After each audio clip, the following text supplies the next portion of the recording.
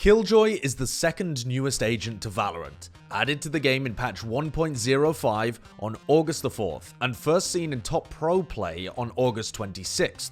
Killjoy was a polarizing agent. Players hated the idea of being gunned down by her turret helplessly, and they were pleased for her abilities to be nerfed before she was fully released. Rather than being a meta-defining Lovecraftian horror, however, Killjoy has been used in Ranked basically as a Cypher replacement, for those who enjoy doing more fragging and less lurking.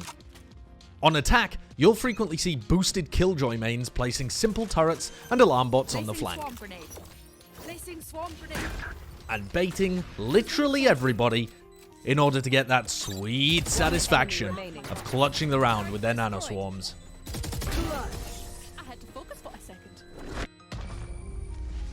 But the way Killjoy is played in Ranked, and even by many pros, fails to maximize her potential consistently across rounds. She introduces fundamental new concepts that are unique to the genre, and she has the most potential of any agent to move Valorant matches away from the Counter-Strike paradigm. Let's start with the basics. Pro Killjoys still guard the flanks, though often in more dynamic ways depending on the team's goals in a round. In this round from G2, Mixwell and Patitek want to take control of A main early, so Pith puts his alarm bot at Tree. This frees up a body from holding Tree while still providing information if Ricks push up Catwalk. They have Pith watching mid safely so he can still get information and be positioned more flexibly to help in the round. In this niche example, Hip puts the turret in the defender's spawn. NIP's goal here is to apply mid pressure early in the round and then play retake A with the Killjoy ult.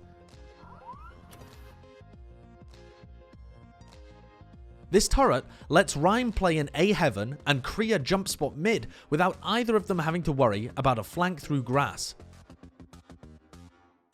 Having your turret watch a flank alone isn't a foolproof strategy though, as Pith found out live in this example.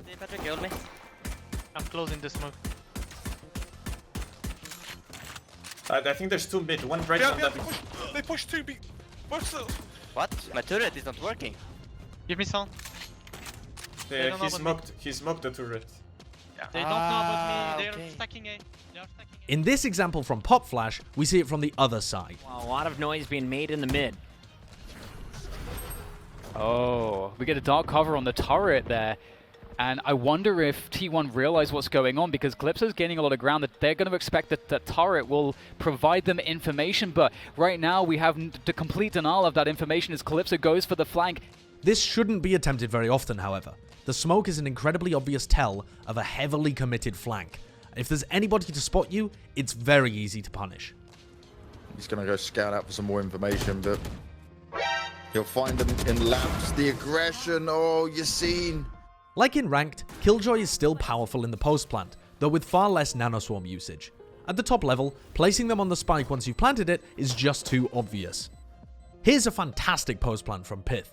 The refrag's being played to perfection. G2 looking to secure the second round. Pith's in a great spot for this as well. No problem at all for him.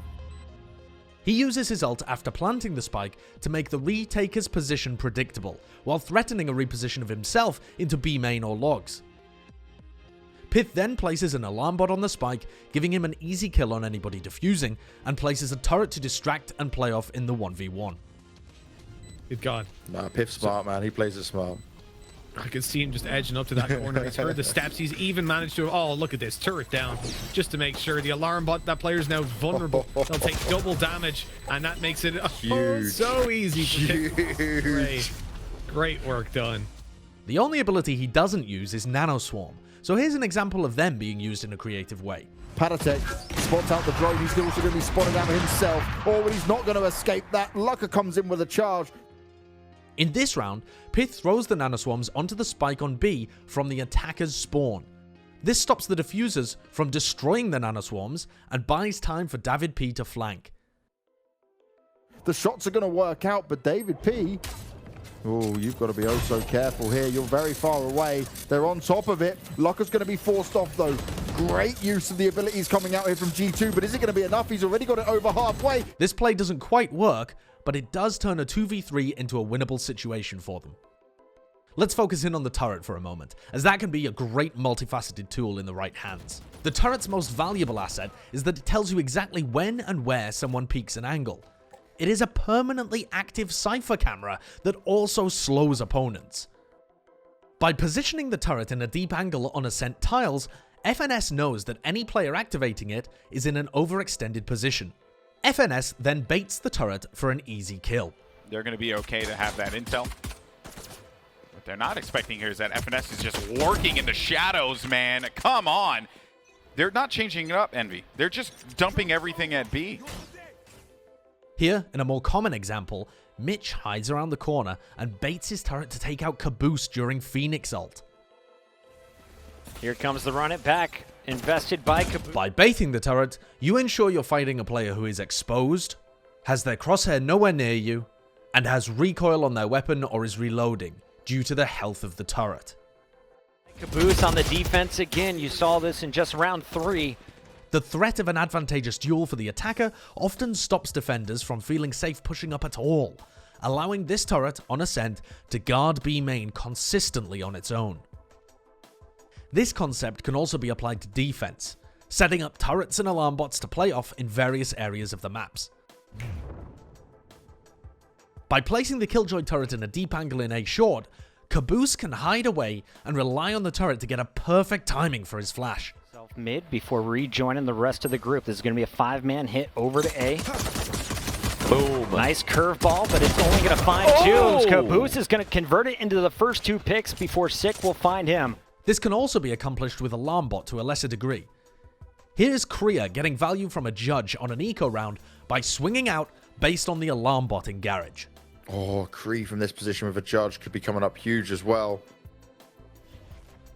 It's all on this swing and how it's going to work, what he's going to hear. Oh, played off the side of the turret. I love it. This kind of play is very difficult to counter. By the time you've been detected by the turret, it's probably too late. This time though, Lucker knows exactly what's happening and decides to fight fire with fire. Was able to just keep on flashing. He swings wide past the turret towards the player he knows will be hiding around the corner, catching Soulcast just as the flash goes off. But he uses them much more liberally now that he's got so many. Soulcast down straight away. Looker. You can also get value out of Killjoy utility by peeking with it. Ep.1 uses the alarm bot to peek into Garage against a player hiding around the corner with a shorty. He's going to try and find a way in. Going forward more of the frenzy, wants to keep it up close and personal. A perfect way to clear those pesky corners against an eco buy, and works in many 50-50 angles on many maps. Here's a more advanced usage of the same concept. Cryptix places his turret here as the first peeker into mid. The turret will shoot if there's somebody facing mid, upping from ropes, or even flanking sewers later in the round. The turret can easily be baited for a kill, so defenders can't safely spend the time and bullets to break it without exposing themselves to being killed, making it a safe peek into mid that also pushes defenders away. Killjoy's turret can also be used to help hold a long angle. Here's Cryptix again on split, this time placing his turret in A main. It becomes very hard to retake this angle as a defender, as you have to kill the players while getting shot at by a turret that you can't afford to spray down. Damage being done, Shadow standing strong for now, but he's still got 2 more players to find, and they can just run all the way around him.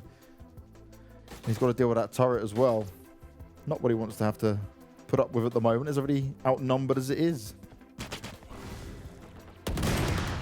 In this play, the turret does provide crucial information that helps Liquid win the 2v1 against Shadow. Here's another simple example of the Killjoy turret being placed to hold a ramp. It gives information if anyone peeks, and pushes the defender off that angle completely as it becomes just simply too difficult to retake in a 1v1. Thanks for watching this video on how Killjoy's basic abilities are being used at the pro level in the metagame.